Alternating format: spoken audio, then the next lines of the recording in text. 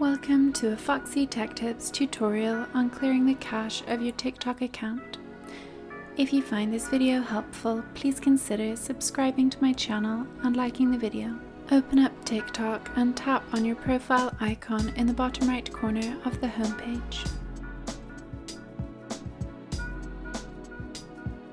Then tap on the 3 horizontal lines button in the top right of your profile page. Choose Settings and Privacy.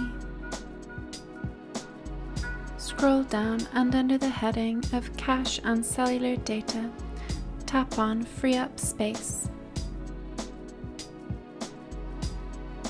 Now tap Clear to the right of Cache. Your TikTok cache will be cleared. If you are trying to clear up space, you could also clear downloads.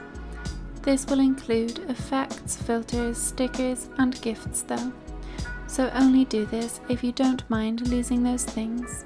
You can always just download the effects and stickers that you actually use again after clearing your downloads. If you want to do that, then tap Clear to the right of Downloads, and then tap Clear on the pop-up.